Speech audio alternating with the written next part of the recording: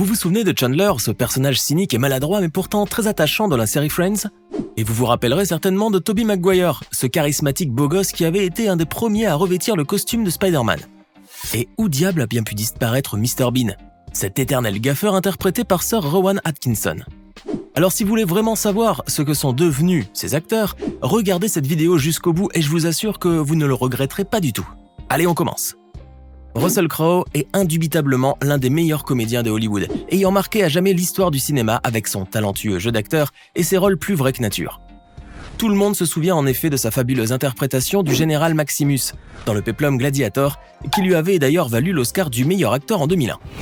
L'acteur australien avait enchaîné par la suite une série de films qui ont connu un succès tant commercial que critique, tels que Master and Commander en 2003 ou encore American Gangster en 2007. À la fin des années 2000, Russell Crowe était ainsi considéré comme l'un des acteurs les plus bankable d'Hollywood, et beaucoup de réalisateurs se battaient pour pouvoir inscrire son nom sur le générique de leur film.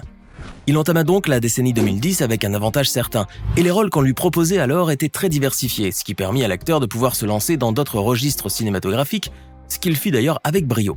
La carrière de Crowe n'a ainsi jamais battu de l'aile, et son agenda d'acteur est littéralement surchargé.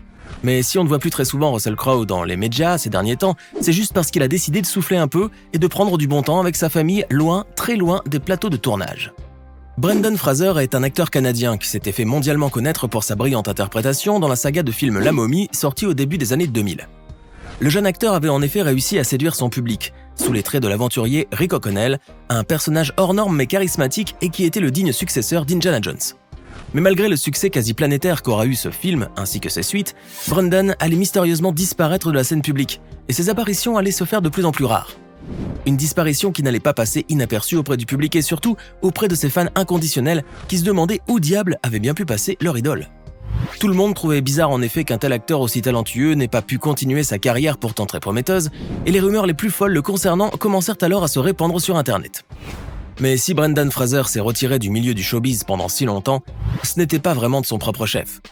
Car l'acteur a dû endurer un véritable calvaire psychologique, des suites d'une agression sexuelle dont il aurait été victime.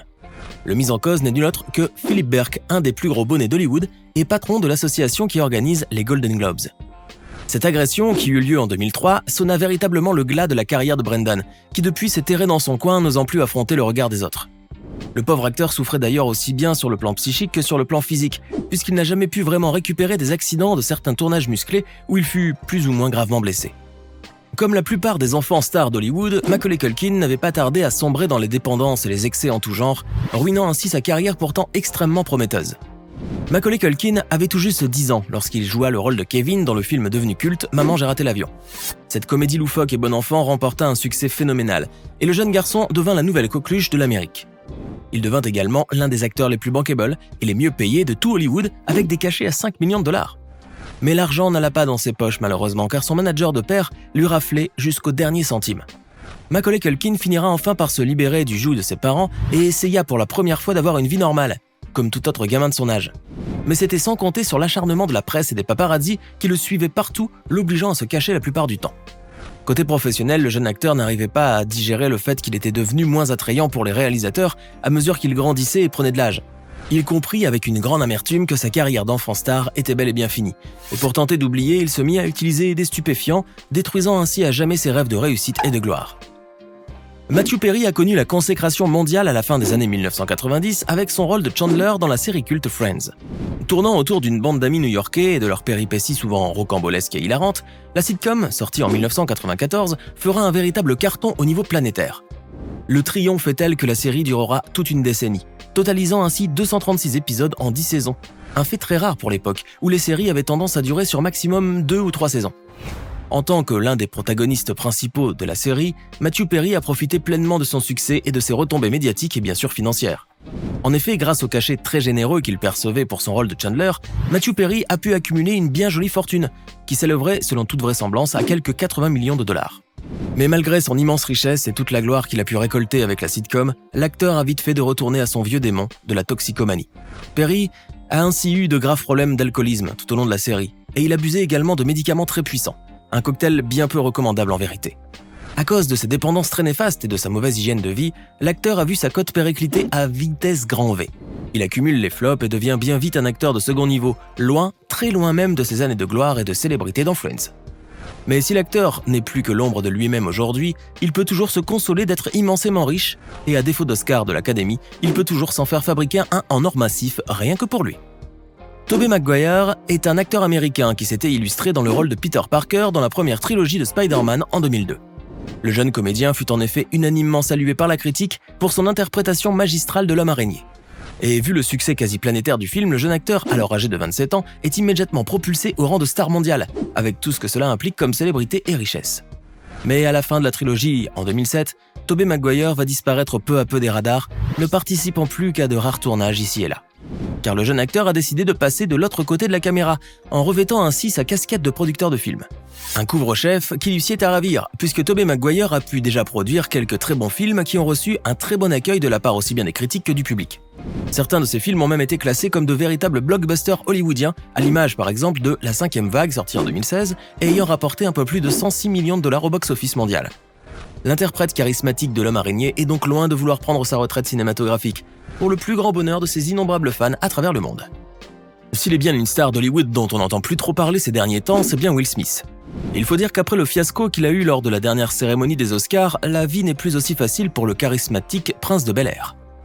Vous vous souvenez sûrement de cette baffe mémorable qu'il avait administrée à l'acteur Chris Rock lorsque ce dernier avait osé se moquer des cheveux de sa femme.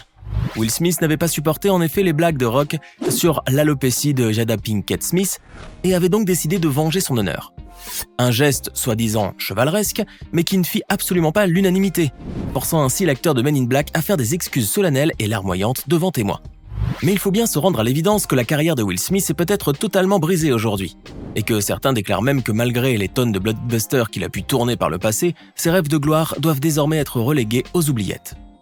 Et comment cela ne pourrait pas être le cas lorsqu'on sait que l'acteur a vu la quasi-totalité de ses projets mis en stand-by ou bien carrément annulés. Will Smith a également été interdit d'assister à la cérémonie des Oscars pendant la prochaine décennie, sans oublier la volte-face de la plupart des médias qui ont décidé de le boycotter très durement. On n'est donc pas encore près de revoir l'acteur gifleur devant une caméra.